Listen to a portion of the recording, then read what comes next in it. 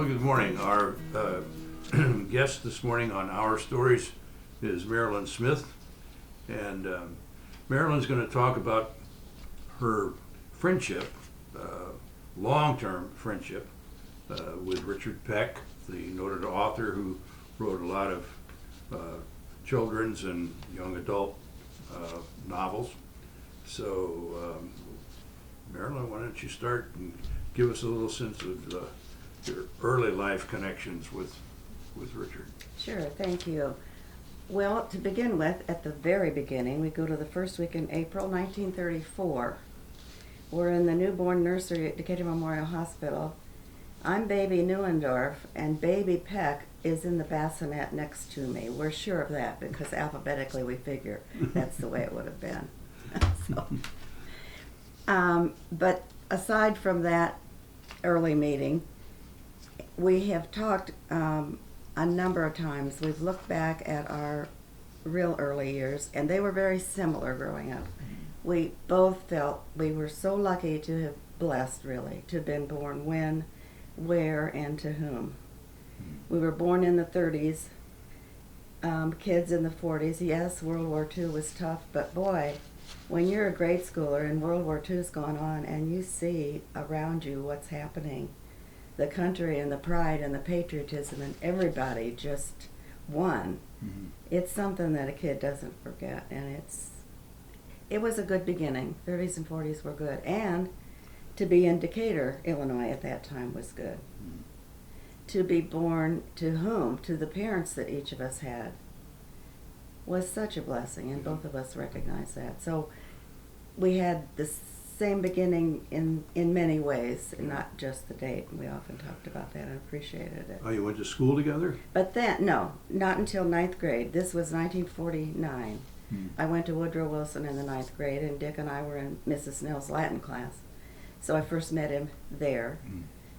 And from there we went to Decatur High School and went to school through 52 when we graduated. We were in 3 more years of Latin class together, a couple other organizations.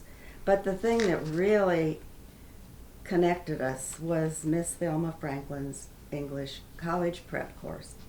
She was like no one else. And you learned what she had to teach in that class or you didn't leave.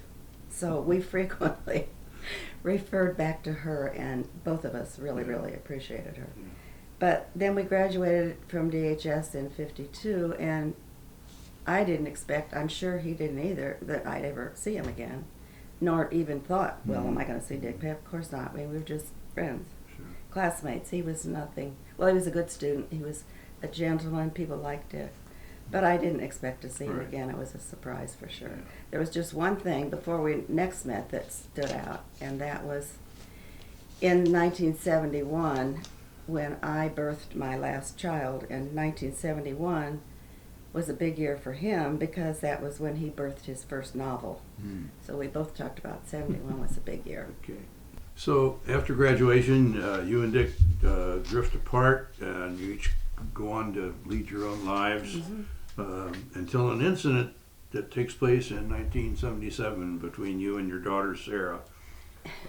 Tell us about that and how your friendship with Richard was renewed. That was the beginning and pivotal, really. Wouldn't have met him again had it not been for Sarah. She came home from MacArthur High School one day with a satchel of books, and one was a novel by Richard Peck, and on the back leaf I see his picture and his name, and I hadn't thought about him in 25 years, I'm sure. But I said, Sarah, I know Richard Peck. I went to high school with him. Oh, Mother, you couldn't possibly know Richard Peck. That must have been somebody else.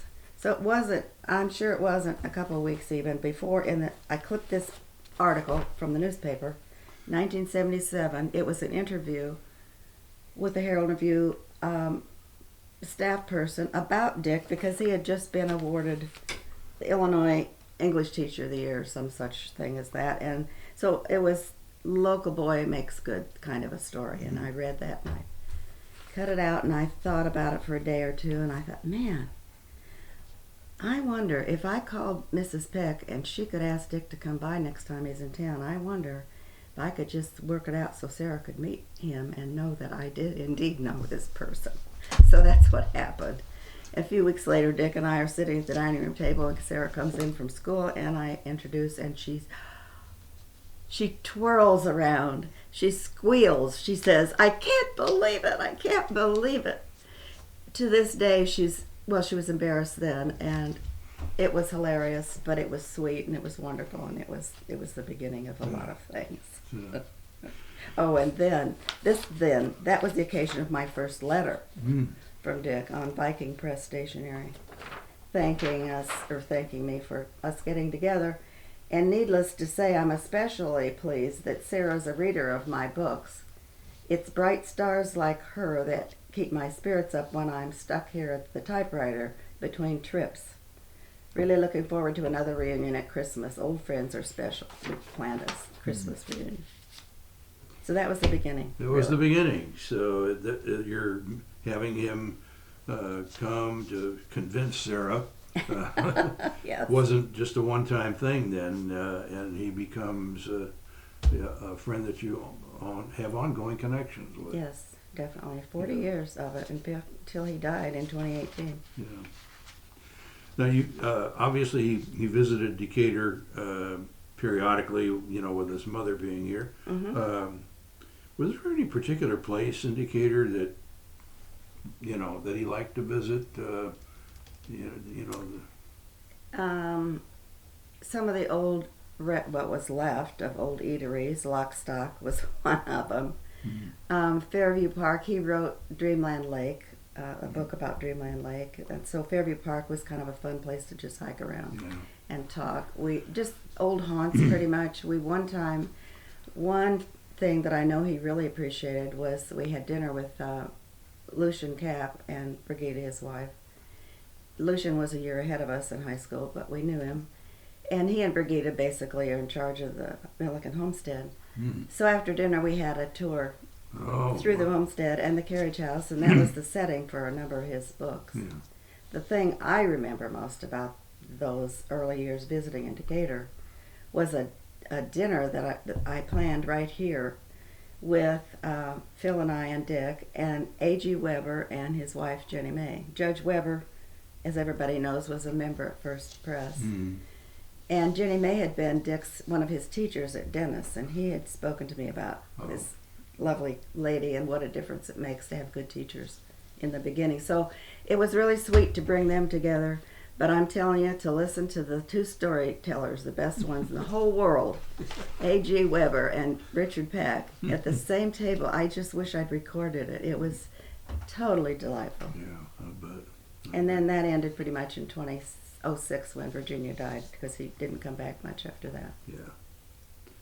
So what kind of role did Richard's parents play in his writing and influence him as a writer? In just a few of his words, I am a writer now because my mother read to me before I could read for myself.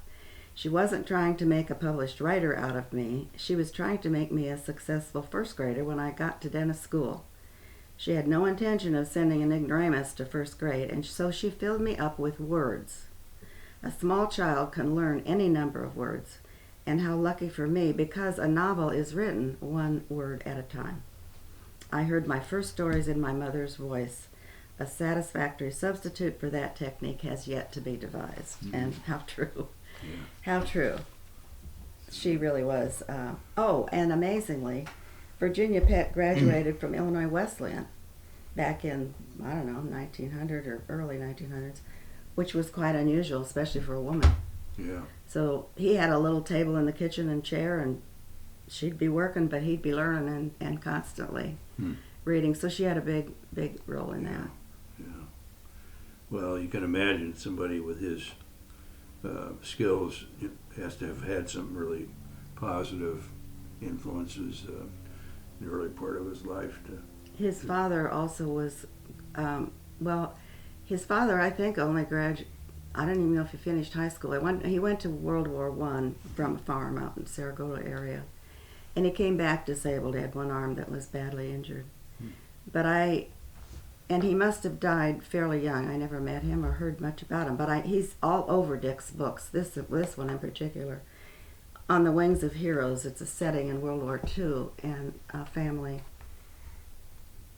life during that time. And the father in this, I swear, sounds so much like his dad. Very close, playful, kind of the big kid out playing with the rest of them. And something Dick once said that I thought was precious. When you are a writer, you never lose someone you love. Mm-hmm. And I see his dad in a lot of his books. And I see grandma and grandpa and aunts and uncles. He has a lot of old families show up in his novels as well. So his family was big, I would say. So Richard's living in New York City, and you visited him there. What was that like? Well, lucky me, and by the time he moved there, my daughter Sarah was also living in New York City. She was in publishing, big surprise, and with Freeman and Company. And so Sarah and I got together with Dick a number of times, and just the New York things and the visiting and the talking and just really precious times. He considered traveling and speaking to the groups that he went out to speak with. He said, that's my reward for writing.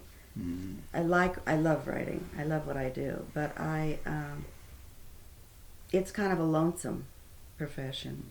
And he's very outgoing. He likes to be around people. He likes to listen to people and think about what he's going to write next, maybe. But he would go all over the country and talk to librarian groups, teacher groups. He was invited, and a very eager speaker, so he was constantly on the road. And of course, you're writing all the time when you're writing speeches.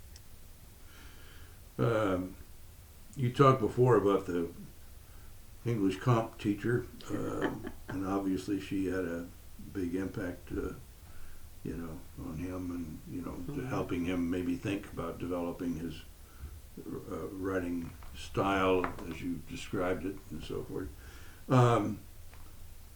Did she know of his achievements? Did she realize? Yes, and that's fun. And here's something he wrote about her. Thelma Franklin. I'm a writer because I had a real writing class in high school with Miss Thelma Franklin. There was no way around her. We diagram sentence and we diagram more sentences. She prepared us for writing the research papers that would be the basis of freshman composition in college. She taught us documentation, sources, footnotes, on and on. Nowadays, she'd be a cross between a graduate professor and a lawsuit. But her class made a writer out of me. Yes, and when he finished his first novel in 1971, it was called Don't Cry and It Won't Hurt. And it was a story about a teenage girl, coming-of-age novel.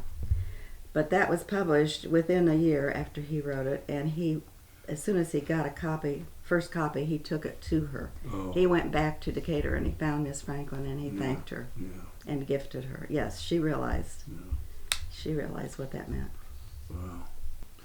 Well, I understand that your friendship leads to your being invited to the White House. Oh, unreal.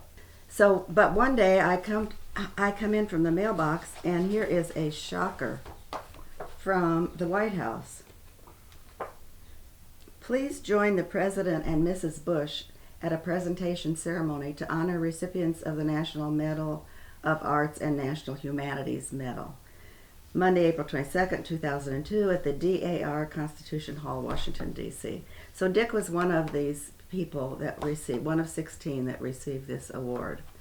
So of course we went and sat in the crowd, country bumpkins, with all of these people that were unbelievable on stage. Other authors, dance, all kinds of people. Johnny Cash was one of the recipients. Kirk Douglas, Judith Jameson, William Manchester, and Tom Wolfe, other authors. But the Marine Band strikes up, and in come George and Laura Bush, President Bush, and here's Condoleezza Rice on the piano and Yo-Yo Ma's on the cello. And the recipients march in one at a time. When he put the medal around Dick's neck, he commended him for novels that encourage courage, character, personal responsibility, something to that effect. So it was a big deal. Yeah. It was a big deal for Dick, and he should have been pleased. I don't know that this will show, but that's Dick and his sister Cheryl at the White House with President and Mrs. Bush, and Dick with his medal on. Yeah. So that was cool. That was such a great thing to be included. And you know, I thought later, this DAR Constitution Hall, back in the 30s, Marian Anderson, the opera singer, was not allowed to sing there because she was black. And I'm thinking, here we are in 2002, and thank goodness, you know, Yeah. things do change. Hmm. But it was something I will not forget. Yeah. So what are the remembrances you have of the last part of his life?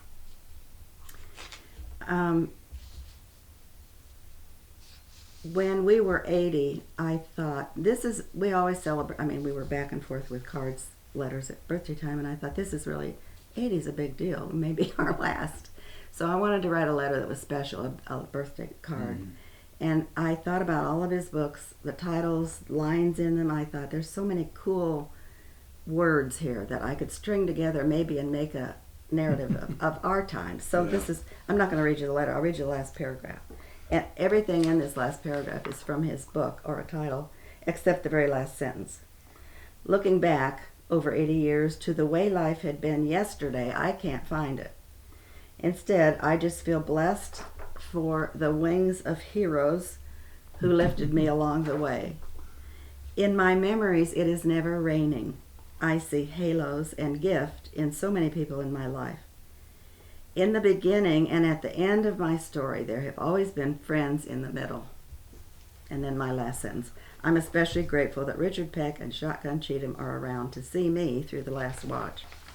To which he responded, never have I had such a close reader right down to the last watch. Every time I reread that amazing page, I find something else familiar, and I agree with myself. In memory, it's never raining. This is the best card I ever had, and only you could write it, or would. Our friendship stitches the years together. How good to know it'll go on as long as we will. And isn't it strange to look back over all these years of ours? Something in me thinks I'll wake up tomorrow and it will all have been a big mistake, and it's really 1952. I see the Pontiac in the drive, and I hear the ping of tennis balls hitting the woven wire of the Fairview Park courts. They lived near that. Yeah. And Miss Franklin, of course. Always Miss Franklin. How long she is living. And so my friend turning 80 has its compensations. Friendship mostly, and especially yours. So that I treasure. I last saw him in 2015, the year after we were 80. We met for lunch at the New York Museum of Art for a birthday lunch. And I was pretty sure I wouldn't see him again. I just sort of had that feeling. I knew he'd had cancer treatments over the years, and always, though, we've managed to bounce back. And also, Sarah was moving from New York City to Boston soon, and I just thought, well, it's probably our last meeting. But it was really we had a really fun time and laughed. Sarah was with us and had pictures. It was special. The last letter that I got from him, it's only a handwritten letter. Others were printed. This was from London, England. It was an airmail. He talks about the theater and the restaurants in London. He says they're always going to be in England, and mentions health issues. It looks like now cancer seems my undoing. I've refused further treatment, and the doctors say, spend your money and enjoy yourself. They little know how hard it is for Decatur people to spend their money, but I'm doing my best. So, I mean, even in this, he's just always got that edge. Yeah. We'll soon be 84, will we not? Another reminder of what deep pleasure our friendship has brought me. Then he died in May of that year. But up until the very end, he kept pretty busy, and he died peaceful, I was told. He had a memorial service in a penthouse on top of the Lincoln Center in New York City. Then he came back home again. He's back home, buried, where he belongs. He's at Graceland with his parents. Yeah. But I miss him. Yeah, I bet. Thanks so much for sharing all that with us. It was My pleasure. It was a great walk down memory lane. I called Sarah the other night and I told her what I was working on. So we've had fun remembering things as well.